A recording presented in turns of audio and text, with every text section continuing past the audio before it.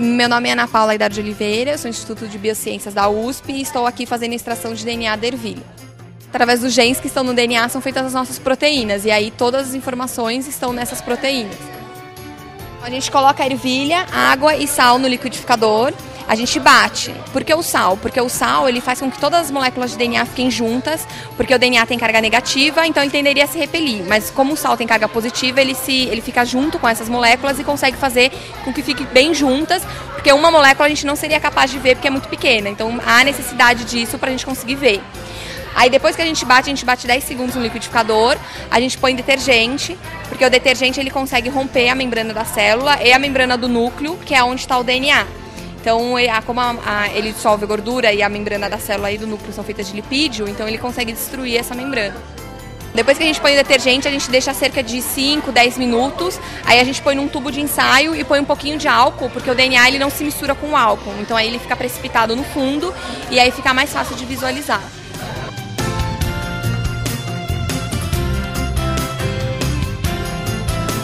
A Torre de Hanoi é um jogo milenar que foi montado na Índia e o segredo é o seguinte: eu tenho que pegar toda essa pilha aqui e transferir essa pilha para cá com o número mínimo de chances possíveis de você montar. Só que tem uma regrinha. A regrinha é a seguinte: você não pode colocar uma argolinha menor e a maior por cima.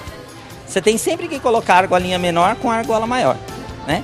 Então a ideia, é claro que, assim, é uma coisa um pouco matemática também, porque ele tem um número mínimo de chances que você consegue, né? Sem esse número mínimo não dá. E esse número de chances tem a ver com o número de argolinhas. Quanto mais argolas, mais vezes são necessárias para você passar todo o monte para lá. Essa taça, quando você mexe nela aqui, dá para você ver a água mexendo. Então, por ela ter uma frequência de vibração menor, dá pra gente ver a água mexendo lá dentro. Agora, por que saiu o som? Bom, o som é uma vibração. Quando você fala, quando você canta, as cordas vocais vibram, que hoje em dia não se chamam mais cordas vocais, chamam-se pregas vocais. Elas vibram e a boca, todo o conjunto bucal, ele amplifica esse som para a pessoa escutar. Aqui também é a mesma coisa. São um monte de preguinhos que quando você coloca qualquer objeto por baixo, ele monta a imagem tridimensional do seu objeto. Mas aqui a gente usa para um projeto um pouco mais pedagógico, né? Então nós tentamos explicar para os visitantes como é que funciona o CCD de uma câmera digital. Então a gente explica aqui o que é o pixel. Cada cabecinha desse prego aqui é um pixel diferente. Então você tem um número de pixels aqui, um número de pixels aqui. Se você multiplicar esse por esse, você dá um número total de pixels aqui.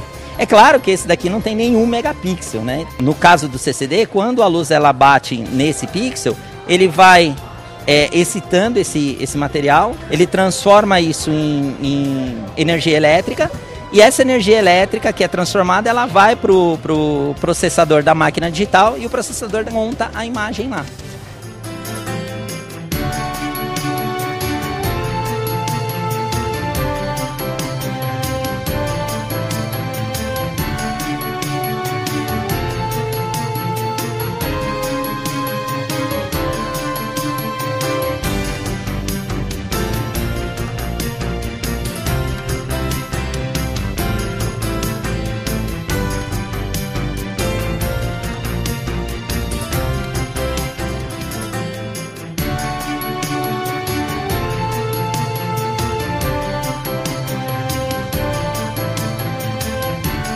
Bom, aqui a gente tem um experimento que a proposta dele é discutir com os alunos como que ocorre o processo de tratamento de água. Então é uma simulação em microescala do que ocorre numa estação de tratamento de água, incluindo todas as etapas, né?